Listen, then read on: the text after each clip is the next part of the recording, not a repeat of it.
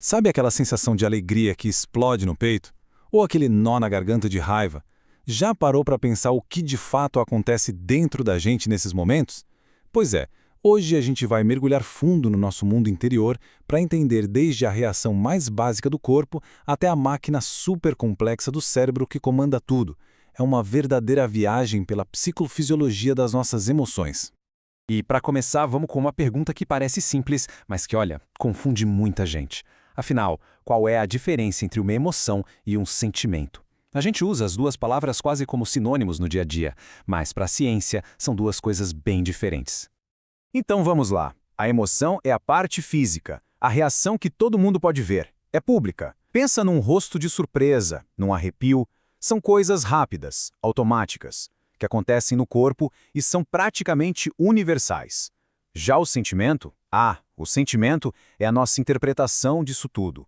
É algo privado, totalmente subjetivo. É a historinha que a nossa mente conta pra gente sobre o que o corpo está vivendo naquele momento.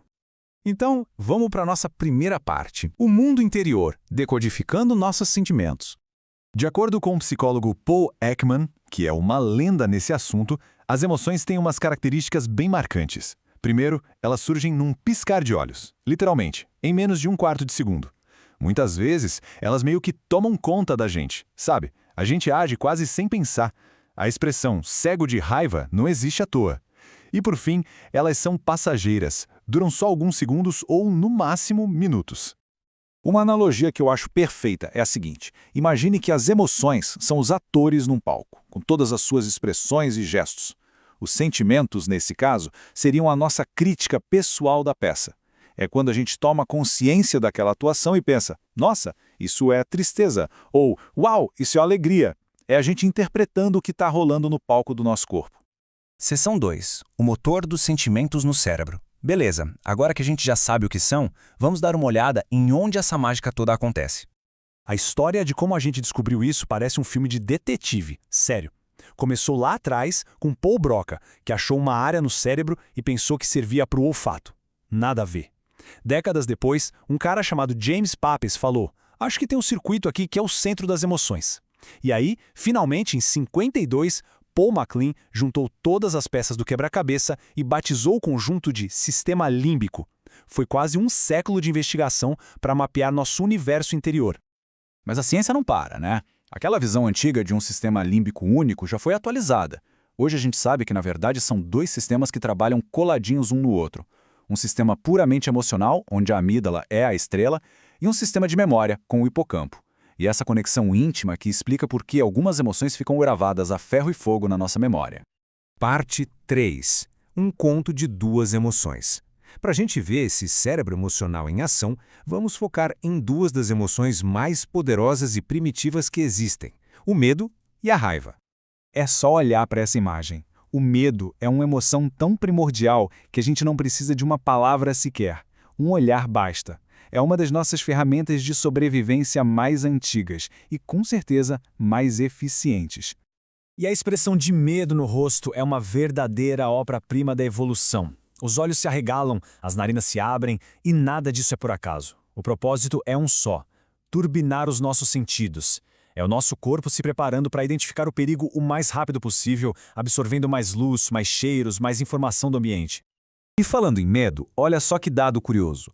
Um estudo de 2021 descobriu que quem era fã de filme de terror lidou melhor, psicologicamente, com a pandemia. Parece estranho, né?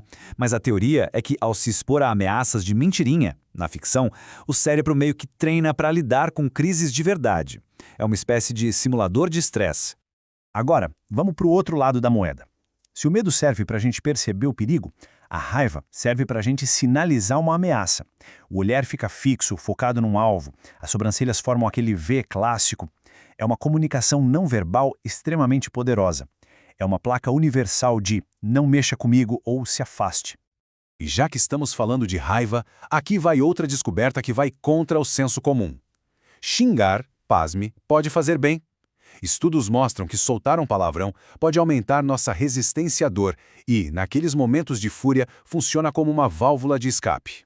Ajuda a aliviar a pressão e pode até evitar que a raiva vire uma agressão de fato. Quarta seção. Quando o equilíbrio se perde. Mas E quando esses sistemas estão bem calibrados, saem dos eixos. É aí que a gente entra no mundo do humor e da ansiedade. A melhor forma de entender o que é humor é pensar nele como se fosse o clima de uma cidade. Não é a chuva de hoje ou o sol de amanhã, mas a tendência geral. É um pano de fundo emocional que dura bem mais tempo e que acaba influenciando que tipo de tempo emocional a gente vai ter.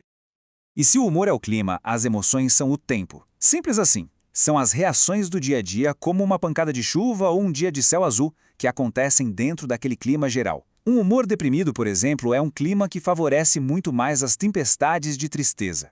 E essa pressão constante, esse clima ruim prolongado, é o que a gente chama de estresse. E ele costuma seguir um roteiro de 3 fases. Começa com alerta, aquele pico de adrenalina. Se a coisa continua, a gente entra na resistência, e aí os recursos começam a acabar. E se não houver descanso, vem a exaustão, que é quando o corpo e a mente simplesmente apagam. Quando esse clima emocional fica disfuncional por muito tempo, surgem os transtornos de humor. A depressão, por exemplo, é esse estado crônico para baixo, marcado pela perda de prazer nas coisas. Já o transtorno bipolar é uma montanha-russa, com ciclos que vão da depressão profunda à euforia da mania, com picos extremos de energia. A ansiedade, por sua vez, é tipo o medo que vive no futuro. Enquanto o medo é sobre uma ameaça que está aqui e agora, a ansiedade é sobre uma ameaça que poderia acontecer. E quando isso vira uma preocupação sem fim, a gente tem os transtornos de ansiedade, como o transtorno do pânico e seus ataques súbitos, e o TAG, que é basicamente a doença do IC, sabe? A preocupação constante com tudo o que pode dar errado. E com isso chegamos à nossa quinta e última parte. Nossos cérebros, nós mesmos. O que é que muda na nossa sociedade quando a gente passa a enxergar os transtornos mentais como doenças do cérebro? Essa visão neurobiológica foi uma revolução, mas é como uma faca de 2 gumes. Por um lado é ótimo, ajuda a diminuir o estigma, a tirar a culpa da pessoa, mas por outro lado existe um risco, o do fatalismo biológico. É a pessoa pensar, meu cérebro é assim, não tenho o que fazer. E essa visão pode acabar ignorando a experiência humana, o sofrimento real e a enorme capacidade que a gente tem de mudar. O que nos deixa com a pergunta final. Será que o cérebro é o nosso destino? Se tudo está na nossa biologia, será que estamos presos à nossa neuroquímica? Ou será que entender como o cérebro funciona é, na verdade, a chave que pode nos libertar para mudar? É uma questão profunda, que mexe com biologia, com identidade e com a nossa incrível capacidade de transformação.